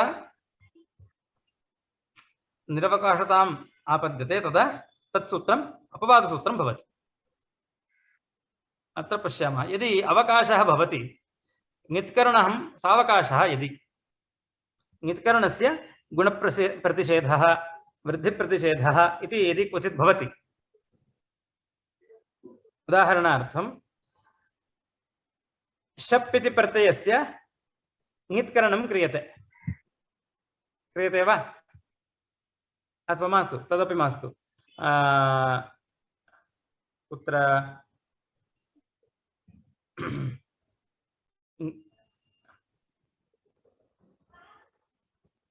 सेर्यपिच्च तत्तु दूरम् आरोपितं ङित्वं तत् साक्षात् ङित् प्रत्ययः। साक्षात् ङित् प्रत्ययः क्वचिदस्ति वा? वहि महिङ् महिङ् इति प्रत्ययः। इट् वहि महिङ्। हु इति धातुः जुहोति परस्मैपदी। आत्मनेपदी धातुः अस्ति वा? ईभी भजे ईभी भजे ईभी भजे इति उभयपदी अस्ति वा?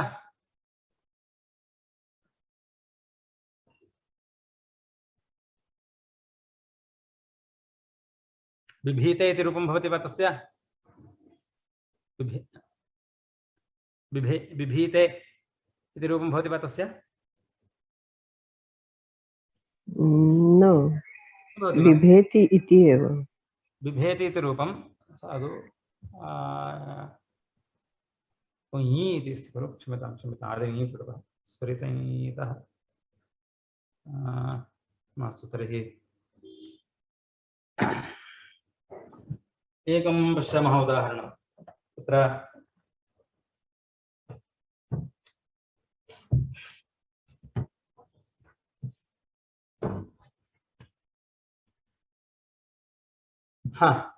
तातङ् इति तातङ् मास्तु तनोति इति अस्ति वा परस्मैपदी? तनुते इति आत्मनेपदी अस्ति वा? तनुविस्तारे इति धातुः उभयपदी अस्ति वा?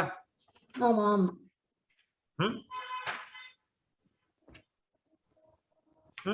अत्र श्नु प्रत्ययः भवति वा?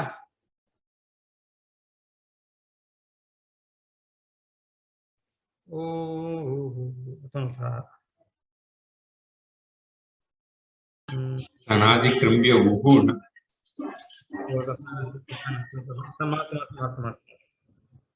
श्नु विकरणः क्रादिभ्यश्नुः। तत्र पश्यामः।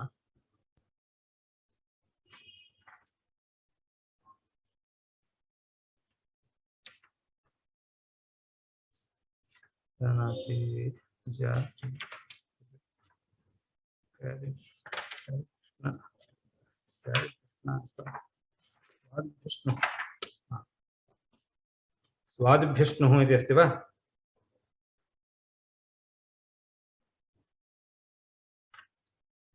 श्नु विकरणस्य यदा महिङ् प्रत्ययः परे भवति, अस्ति वा एवम्?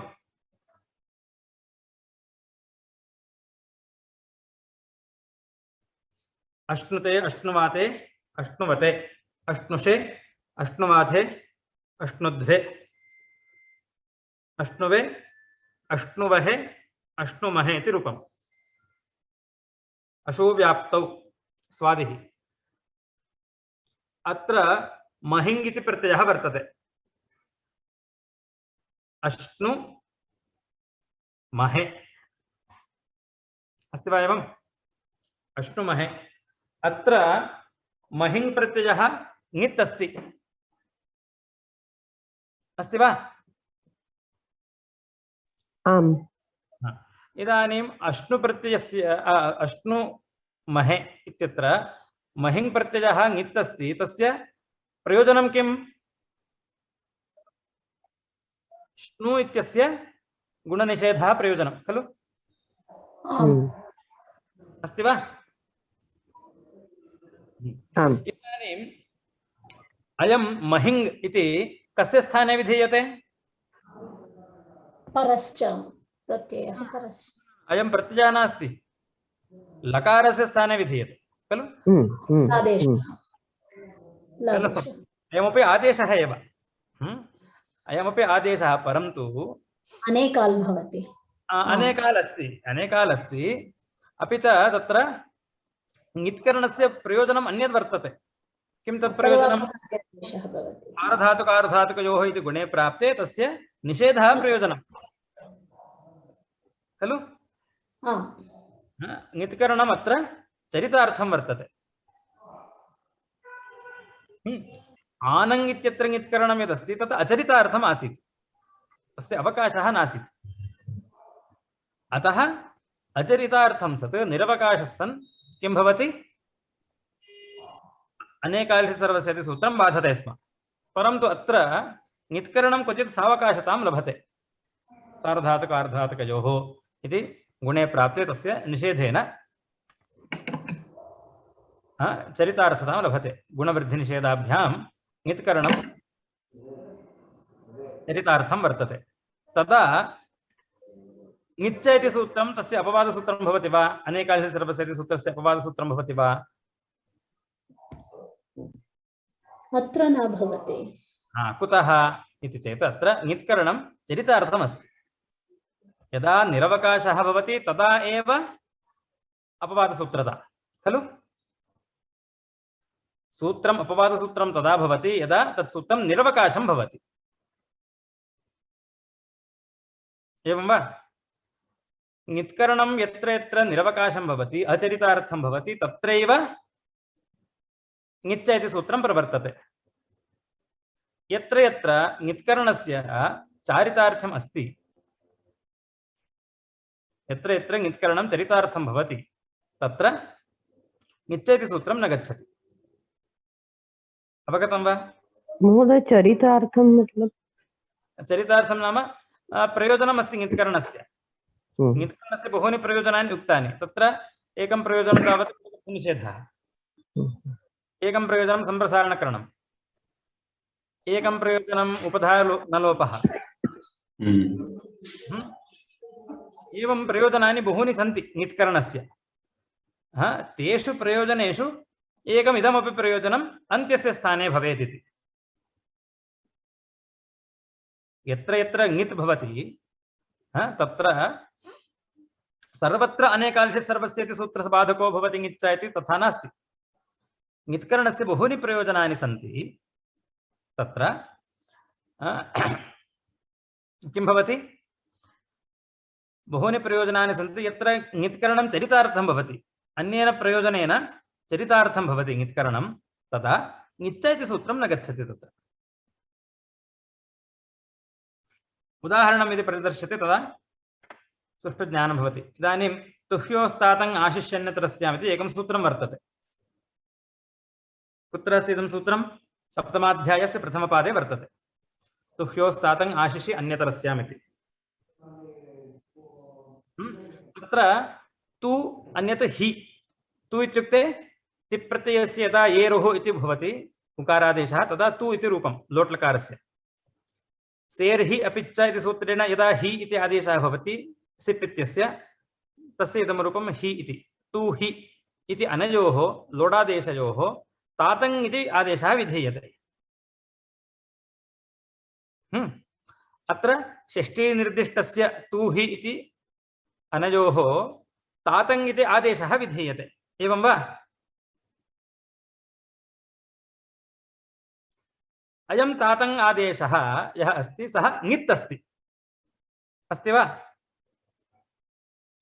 अस्य ङित्करणस्य किं प्रयोजनम् इति प्रश्नः। गुणवृद्धिप्रयोजनं, सम्प्रसारणं प्रयोजनं, ङिच्च इति अन्त्यादेशः प्रयोजनम् इति एवं बहूनि सन्ति प्रयोजनानि। इदानीं तु इति अथवा हि इत्यस्य तातङ् आदेशः यदि विधीयते सः ङित् अस्ति इति कारणेन ङिच्च इति अनेकाल् सर्वस्य इति सूत्रं बाधित्वा अन्त्यादेशः स्यात्। तदा किं रूपं स्यात्? तात् डबल् तकारः तत्र स्यात्। तत्र महान् क्लेशः नास्ति। हि इत्यस्य यदि स्यात् तदा इकारस्य स्थाने तादङ् भवति ह्तात् इति स्यात्। ह्तात् हकारोऽपि तत्र स्यात्। इष्यते वा तथा? नास्ति। तथा इष्टिः नास्ति। ङिच्च इति सूत्रम् अत्र न प्रवर्तेत इत्येव इष्टिः। परन्तु तत् प्राप्नोति खलु इति चेत् तत्र उच्यते अत्र योऽयं तातङ् इत्यत्र ङित्करणं वर्तते तातङीकृतस्य ङित्करणस्य गुणनिषेधः वृद्धिनिषेधो वा प्रयोजनम् तातङ् इति ङित्करणस्य प्रयोजनान्तरं वर्तते गुणनिषेधः प्रयोजनं वृद्धिनिषेधः प्रयोजनं वर्तते अतः तत्र चरितार्थः तातङ् इत्यस्य ङित्करणम् अन्यत्र चरितार्थं वर्तते अतः चरितार्थमस्ति अन्यत् प्रयोजनम् अस्ति इति कारणेन अन्यत्र सावकाशं ङित्करणं किं भवति ङिच्चेति सूत्रं न प्रवर्तयति अत्र अनेकांश सर्वस्य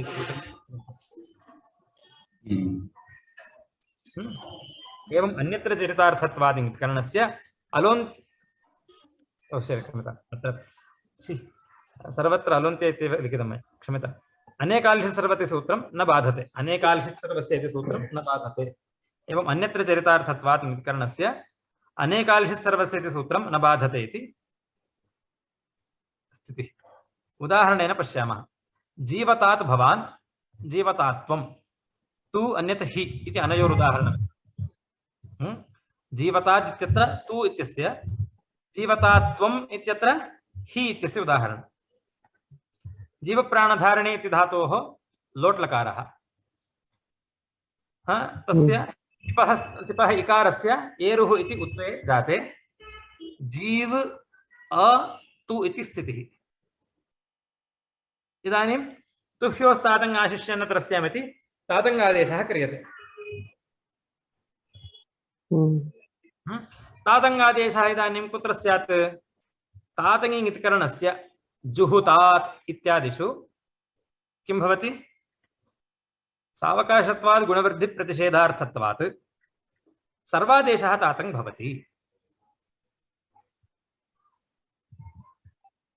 अवगतं वा इदानीं तु इत्यस्य स्थाने तातङ्गादेशः यदि भवति तदा किं भवति तातङि ङित्करणस्य अत्र प्रयोजनं नास्ति परन्तु अत्र जुहुतात् इत्यत्र जुहुतात् अत्र तातङि ङित्करणस्य किं प्रयोजनं हु इति उकारस्य गुणनिषेधः प्रयोजनं खलु तातङ् इत्यत्र योऽयं ङित्करणं वर्तते तत् जुहुतात् इत्यत्र चरितार्थं वर्तते अस्ति वा एवं तातङि ङित्करणस्य जुहुतात् इत्यादिषु चरितार्थता वर्तते अतः अन्यत्र चरितार्थत्वात् गुणवृद्धि प्रतिषेधार्थत्वात् सावकाशत्वात् तातङः ङित्करणस्य किं भवति तातङि ङित्करणस्य अत्र जीवतात् इत्यत्र तु इत्यस्य स्थाने तातङ्गादेशः यदि भवति तदा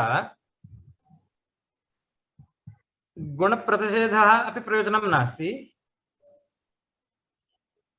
अन्त्यादेशोऽपि न इष्यते तथापि अत्र तातङः ङित्करणम् अन्यत्र चरितार्थम् अस्ति इति कारणेन अत्र अनेकांशित् सर्वस्य इति सूत्रं न बाधते अवगतं वा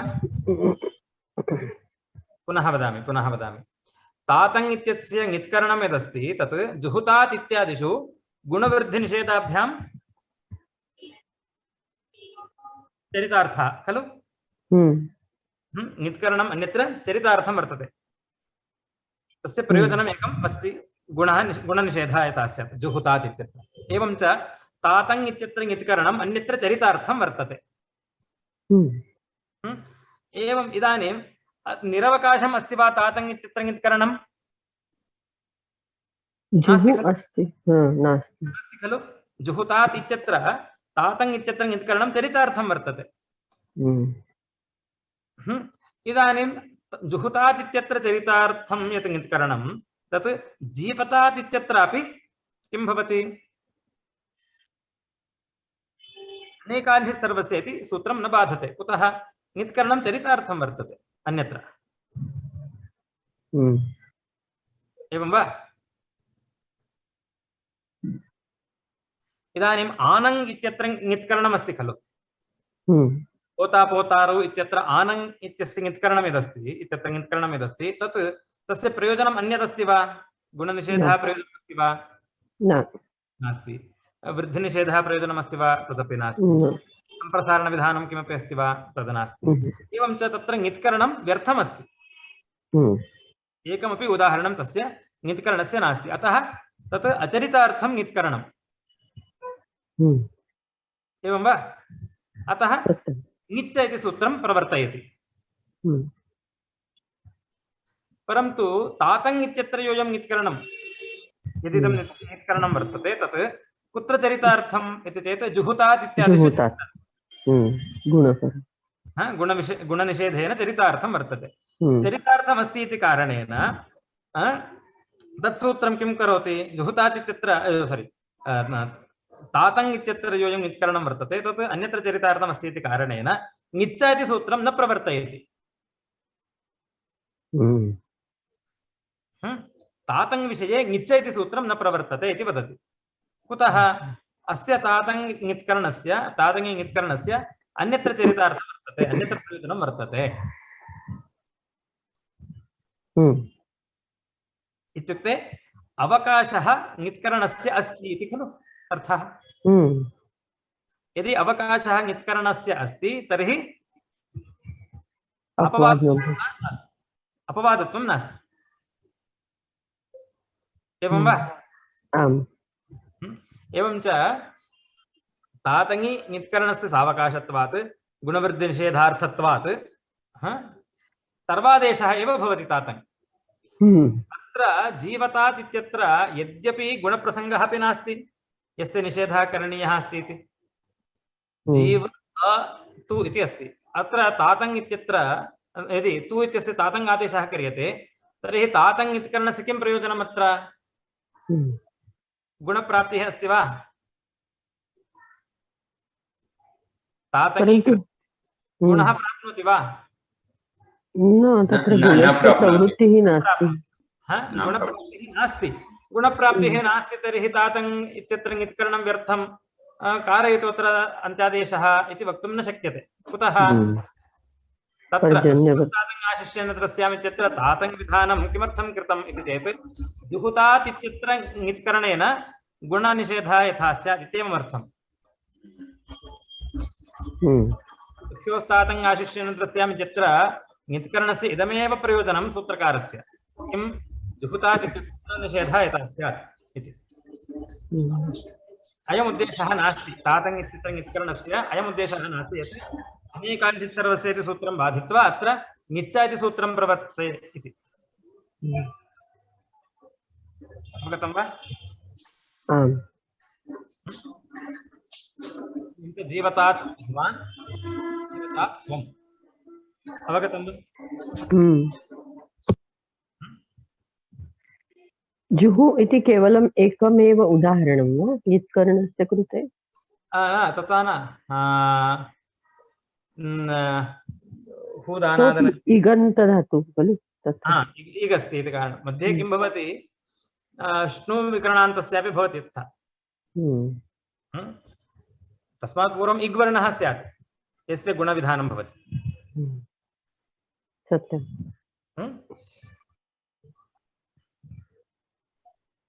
एवमस्ति।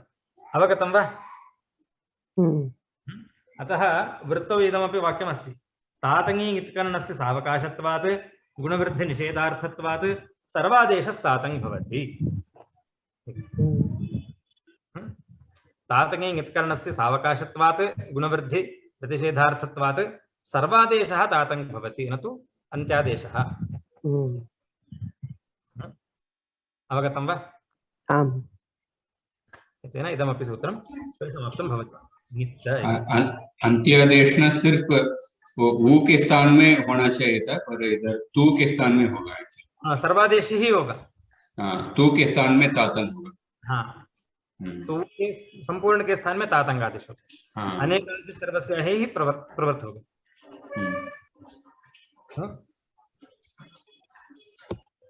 अवगतं वा? अवगतं। जुहुतात में तातंग का ङित्करण जो है वो चरितार्थ है। दूसरी जगहों पे अनेकालिश सर्वस्य चरितार्थ है। यहाँ इस प्रसंग में दोनों ही प्रसंग हो जाते हैं, एक ङिच्च एक अनेकालिश सर्वस्य। यहाँ ङित का कोई दूसरा प्रयोजन नहीं है, न गुण का प्रसंग है जहाँ जिसका निषेध किया जाए, न संप्रसारण का प्रसंग है जो नित कर्ण के द्वारा विधान किया जाए। तो नित कर्ण का यहाँ प्रयोजन नहीं है प्रसंग में, और अनेकालित सर्वस्य सूत्र भी प्रवृत्त हो जाएगा। तो दोनों को एक साथ उपस्थान होने पर क्या एक निच्चा सूत्र अनेकालित सर्वस्य को बाधेगा तातंक के विषय में? तो कहेंगे नहीं, तातंक जो है, तातंक का जो नित्यकरण है वो दूसरी जगहों पे चरितार्थ है, जुहुतादित्यर्थ। तो वहां नित्यकरण का चरितार्थ होने के कारण यहाँ इस प्रसंग में यद्यपि दोनों निच्चा और अनेकालित सर्वस्य दोनों ही प्रसक्त होंगे, वो भी यहाँ पर सर्वाधिक ही होगा।